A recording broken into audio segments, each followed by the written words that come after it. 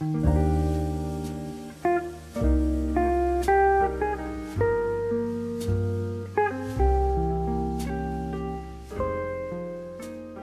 that, in reality, when implementing control systems, whether it's in pulp and paper or bio, sensors are usually one part of it, and I heard that they can also be the problem. So could you share like some of the issues or challenges faced when working with Yes. Yeah. PAT or sensors here? Yeah. So the sensors, anyone in control, be able to observe something, control, to measure it. If you can measure it, you can control it. If you can't measure it, you really can't control it very well. So whether improving the dynamics or the optimization, you have to be able to measure it and rely on that. So you have to understand the measurement accuracy and its uncertainty. And you have to make sure that if that is a device, if you're taking, you've done a proper gauge R&R, for example, if you're taking a sample on something, you're inputting that to the control system, you understand the uncertainty in that measurement, its repeatability and its reliability, reproducibility. The same thing comes when you put a piece of an analytical measurement online and make it, a process analytical technology. It equally has a responsibility. It has a responsibility that you want it to give you the truth. So and the truth is a measurement plus an error band. So your control system should be controlling to that measurement, but understanding there's an error as well. The problems that you encounter is often with these devices, it's not in the accuracy or in fact, the error band on the instrument in the lab, as it were, or when it's initially put and commissioned on the site. It's after a period of time that often the sampling can fail. So having a mechanism that the sampling, so it's not representative, there's potentially drift or even just a failure blockage in some way. If you've got that in a closed loop control system that's acting dynamically, it's manipulating maybe 5 or 6 different actuators to control to that particular control point. So if that control point jumps by 8%, your controller's going to react accordingly. So designing, this is what I went to when I set up Perceptive. We looked at building a system that looked at not only the control system movements, but also looked at the instrumentation. So we quantified any statistical variability that we saw that triggered maybe an abnormality in a sensor or an abnormality in a more detailed analytical spectrometer of some kind. And we'd feed that back into the control system to say that signal is now suspect. And what that might mean is don't trust it as much and detune slightly, raise an alarm and don't make such aggressive moves based on that sensor reading. So we used to call it, it's like a graceful degradation until the situation was resolved. Someone went out and fixed and understood what was going wrong. But you can always catch a major outlier. That's quite simple. The underlying system might have an Hampel filter and it might just pick up, look, there's been an outlier here. Don't make that move. Just go on your model. Just use your surrogate model and control to that value. But overall, the two should work hand in hand, a control system and the instrumentation, and then something monitoring both of them is to me is a more robust system. Yeah. Were there any real world examples where, because even though the PAT was adopted, there was still like setbacks because of, at that point in time, the technical limitations, and then do you see that gap being closed now with the new technologies? So I guess my questions are two-part. One is firstly whether you saw gaps in the PAT in the past, and then whether now some of these gaps are being closed by the new technology. Yeah, the gaps I think were, a lot of them were on the one that you'd often hear, of course, is price. And the price and the maintenance cost of a device and its robustness or plant. And the one I mentioned before was the integrity and the performance of the sampling system. So, whenever you've got some kind of mechanical sampling, whether it's a valve that's clearing out, a sample of powder, or whether it's just a plate that gets fouled, the sample port gets fouled, all of these things do damage the reputation of an analytical measurement, and they did. I think things have improved. People have understood that they can reconstruct and detect whether there are issues with sampling as I described. But just overall, if you make the system, you've got to make the system robust, because people don't want to see additional risk and something maybe not catastrophic, but something that starts damaging the production performance of the plant. But really, you put your system on to optimize it. Yeah. So your optimizing is making, nudging to get the best performance given the prevailing conditions. Yeah. So the last thing you want to see is my plant starting to fail because of this system. So you always got to think of that, what production manager effectively than the operators are thinking. Yeah, that's true. Everything you design and commission with a new analytical device going onto a legacy system or an advanced control system or AI and the ML around doing something clever, making decisions, it should always be additive to what existed before. Yeah. And do you see any persistent gaps in the sensor technology, or maybe the sampling? Do you still see gaps in that, or even other parts of it? A phrase I think I often use is, the future is here, but it's not equally distributed. And what I mean by that is you see some incredible systems now, whether it's in fast moving consumer goods or whether it's in pharmaceutical, where a plant has been designed. It might be process intensification, it might be a drug discovery process, it might be microfluidics. It can be a relatively small, heavily instrumented process plant that has been designed to do a good job and has all the process is designed well, B, the measurements designed well, and C, the control system has been designed well, all as an integrated package. Okay, so that has changed, and you see many more systems, and not least whether it's because of what's in your phone, your watches, your cars, UAVs, all these systems are nicely designed and integrated, but they are mass-produced products. The challenge is when you've got process plants that's not mass-produced, there's only 8 or 10 or 15 of them around the world, and they've often had bits stuck on them. They've expanded, yeah, and they're not a clearly designed process from day one. They've grown and they've become integrated in some way, which the PAT and the control has not been designed at the onset. Yeah. So you're making these additions, and that's still a challenge. Legacy systems, which are always with us for years, it's a challenge to design and put on PAT to them, because you have to deal with all the warts and all that you get with that plant. So going back to the bit I said about the equalities, so you've got some wonderful plants that have been thought through. Full systems requirement has been developed. They've been built, and that's the future. But you've also got so many, a very, very long tail of other processes and process plants and equipment that isn't designed as well. And it's still opportunities to improve and enhance, but it's never going to be quite as good as that. The systems that are designed now. And which is why I always advise people that when they're building a process plant, if you get the chance, you build a new piece of hardware, you work as a team. You have your instrument sensors, your control engineers, your process design engineers, life cycle engineering, all working together as a team. Again, it's nothing new. Everyone's saying that, and good engineering is like that. And on that, designing a new plant, for example, do you see a lot of it? They are calling it digital twin. Does that help out when starting off with a new plant, so that you know where exactly it's placed and you can simulate stuff? Or it massively. I mean, I don't see how anyone, this day and age, 2025, how anyone can even move forward without really thinking about doing much of their evaluation and digital design and within some kind of high fidelity simulation, whether it's, whether you take it to the point of a digital twin. So you've got the design phase clearly with a high fidelity simulator, and then taking that online in real time and feeding back all the process data, all the measurement data you've got, and then updating the model and updating that digital twin. And it's there for many, many reasons. It's there for improving your schedule maintenance. It's there for optimizing the plant. It has multiple purposes. So when it comes to the design, I just, whether it's your material design, whether it's there's so many established databases and systems available nowadays. I don't think we'll be looking backwards. And speaking on that, a newer topic that's coming out is, everyone's talking about AI and in particular machine learning. So do you see that changing the way process control is being done, how it can be applied?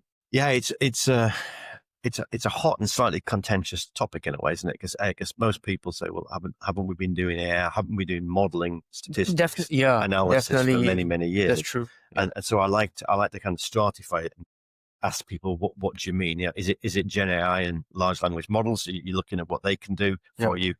Is it rapidly taking on vast amounts of information that maybe images that you didn't previously use that you can now have very standard ways of doing edge AI and image analysis and using that to augment what you previously did when you couldn't analyze an image?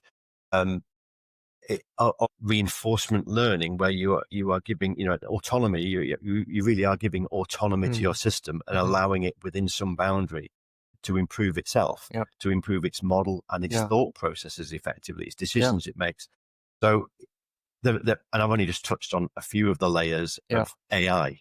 And that's the thing. So for me, I particularly would be interested in the way that reinforcement learning can be used with classical linear control. And again, it's going quite deep fairly quickly here, but I think there's many nonlinear systems and abnormal situations that can be learned through data, but the safety and the explainability of all we know with physics-based models and physics-informed neural nets, all of that exists at one layer and should operate safely. And I think we've generated enough knowledge to know that that can be used safely and it's explainable. On top of that, you can have reinforcement learning, and that reinforcement learning can pick up huge amounts of abnormal situations and nonlinear situations when it can feed that back and improve the nonlinear model, which is effectively cascaded. And it's cascaded to the multiple inner controllers. So again, I don't want to start saying I'm going to do reinforcement learning and generate vast amounts of data from simulations when I don't really need to do that. I've already got lots of knowledge. So again, everything you do is try and just augment it with something that the method has value in itself, and you're making some small improvement to handle a problem. And that problem for me at the moment is those abnormal situations that linear controllers don't handle well. That was a long-winded answer. I'm sorry about that. No, I think that's a good topic for if there are any like AI researchers listening. This could be their next project. You just give them like their thesis. I mean, again, there's a lot of good reading and there's a lot of things coming out. I mean, I think that's reasonably relevant. I think it's only in the past 3 or 4 years I've started to see much more talk about explainable AI and safety systems, and where you can augment it with reinforcement learning. Reinforcement learning is something that's, yes, it's when you've got a very, very good simulation and you can explore many, many scenarios and you can develop your whole reinforcement learning control policy and its approach, then that is known. But when you're trying to apply this to process plants, where often the constraints and the conditions are not as well defined and not always as easy to simulate, then it's a little bit harder to see how you can rapidly develop a kind of reinforcement learning controller. So what I'm suggesting is there's a halfway house, and I think I'm seeing that happening in a few universities, and 1 or 2 companies are starting to form.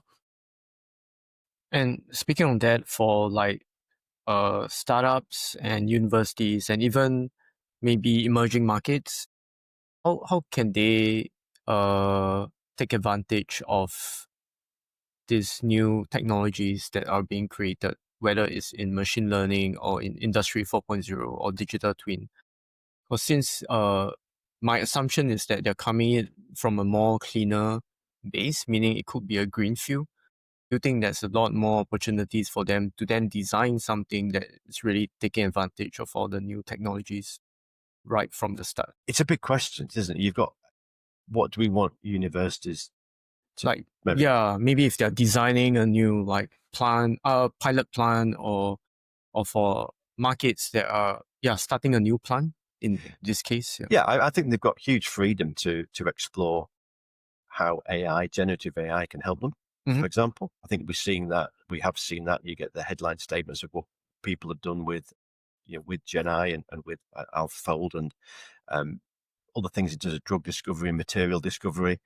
Those are sort of paradigm shifts in capability. That's what the universities will explore. For me, I'm still a bit that I like the university to explore lots of things and see failures, and then find out what becomes practical and pragmatic. And that's a role you see, basically a university private kind of partnership role, where universities get to explore more fundamental ideas. Yeah, we'd ask them. I mean, there are many ways to crack a nut, aren't there? There's many ways to build a model. There's many regression techniques, and it's very difficult to pin one down. You tend to pick your favorite, the one that you intrinsically know the best, or 1 or 2 to use in your toolbox. But there are a dozen. So I think it's nice to go to university and collaborate with, maybe if a small company, you ask and say, well, we've done it this way. Could you try and do, say, with reinforcement learning? We've just done a standard design for a model predictive controller and a nonlinear controller. but can you try that way? Which model gives you the best prediction? Which gives you the best, most reliable performance? Which one's easiest to understand? Which one's easier to maintain? So you can ask. You can't necessarily afford as a very small company to go down so many potential cul-de-sacs to explore. And that's nice to be able to do that. Again, not universities and collaboration with departments allow them to be curious. You haven't quite got the luxury of the funding to be as curious when you're in a small company. You have to devise a solution that's practical that you can monetize. So thanks a lot for sharing. And then for our viewers, I think we also want to take this moment to ask you also, what do you see would be the new kinds of mindsets that engineers should have versus, when you just started as an engineer? Yes, it's a question you ask a reasonably old person. I think it's easy. The world has changed, hasn't it? The world has changed. I think, when my dad started, he saw he'd have a job in nuclear engineering, I guess, or he was in engineering, but in some part in nuclear engineering, and he was there for 40 years. Okay. And he kind of expected that. Okay. But when I started engineering, similarly, I thought I'd get a job and I might move into different departments and get different experience. I was thinking of bioengineering. I was thinking of control engineering. So I thought I might shift, but I'd still be in engineering and generally be using the same kind of skills and mixture of mathematics, statistics, modeling, etc.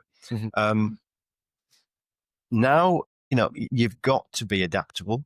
Clearly, you've got to be critical thinkers. You've got to understand methodologies. You've got to be curious. You've got to understand experimental design. That mindset of being evidence-based is really important. So all of those things and learning what that means is important. Being adaptable, I don't want to you've got to be adaptable because the chances are you're not going to have the same job. You might have to learn quickly, learn to work with AI and transition within, let's say, 3 to 5 years, and almost have a different contribution that you make supporting Gen AI and whatever that morphs itself into by 2030, that you are going to work together. And it's very difficult to see the future with the way that it's coming so quickly, and everyone says exponentially and frighteningly, and we know all of that. But let's be positive and say that you've got to be adaptable and expect that 5 years within your life, you could well be applying your human skill sets to support AI in maybe different area. You might be into bioengineering and you might be into nuclear, cover that spectrum. You might go into material science. I think you're going to have far more fragmented contribution to what you do in your career, albeit still under an engineering umbrella. This is very interesting. So I distilled it, what you mentioned.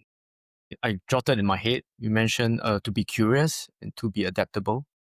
And then for engineers to be actually evidence-based, to follow specific theories and principles, and also to use the latest tools, which will help you.